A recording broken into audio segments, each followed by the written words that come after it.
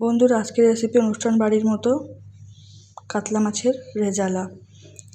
আমি এখানে মাছগুলো ধুয়ে নিয়েছি। এখানে লাগছে চারমগজ, পোস্ত, কাজু, আমন্ড, ধনে গুঁড়ো, গোটা জিরে, লঙ্কা, নুন, লঙ্কা গুঁড়ো, অল্প হলুদ গুঁড়ো, পেঁয়াজ কুচনো, টক দই, রসুন, আদা অল্প, আর লাগছে কাঁচা লঙ্কা।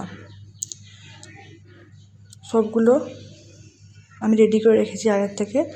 এবার মিক্সিতে পেস্ট বানিয়ে নেব।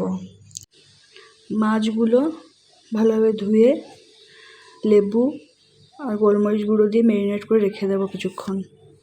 বড়ো সাইজের মাছ নিলে একটু ভালো হয়। জ্যান্ত মাছ ছিল এটা। মাছগুলো ভালোভাবে ম্যারিনেট করে নিচ্ছি। আমি এখানে পেঁয়াজ সিদ্ধ করতে বসিয়ে দিয়েছি।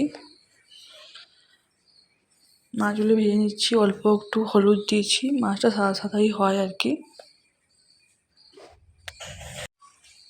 আমি এখানে মিক্সিতে পেস্ট বানিয়ে নিচ্ছি। পেঁয়াজেরও একটা পেস্ট বানিয়ে নিচ্ছি।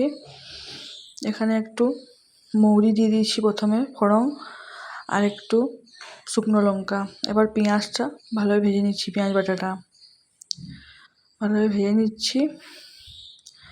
আমি এখানে ধনে গুঁড়ো আর লঙ্কা গুঁড়ো দিয়ে দিচ্ছি। কাজু চারমগজের যে পেস্টটা বানিয়ে রেখেছিলাম সেটা দিয়ে দিচ্ছি। ভালোভাবে মিশিয়ে নিচ্ছি।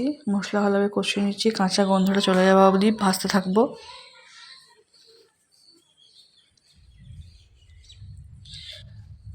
বাটি ধোয়া জলটা দিয়ে দিচ্ছি। ভালোভাবে ভেজে নিচ্ছি মশলাটা। আমি এখানে একটু অল্প চিনি দিয়ে দিচ্ছি, একটু মিষ্টি মিষ্টি হবে, স্বাদটা ব্যালেন্স হওয়ার জন্য দিচ্ছি আর কি। একটু অল্প নুন দিয়ে দিলাম। তারপর একটু টক দই দিয়ে দিচ্ছি। এবার একটু ভালোভাবে ফুটে উঠলে ঝোলটা, আমি এখানে মাছগুলো দিয়ে দিচ্ছি। ভালোভাবে মিশিয়ে নিচ্ছি। এরপর গরম মশলা গুঁড়ো দিয়ে দিচ্ছি আর একটু অল্প ঘি দিয়ে নামিয়ে নেব। লাস্টে চেরা কাঁচা লঙ্কা কুচি করে দিয়ে দিচ্ছি। তৈরি হয়ে গেল আমার রেসিপিটা। কেমন লাগলো বন্ধুরা অবশ্যই জানাবে কমেন্টসে।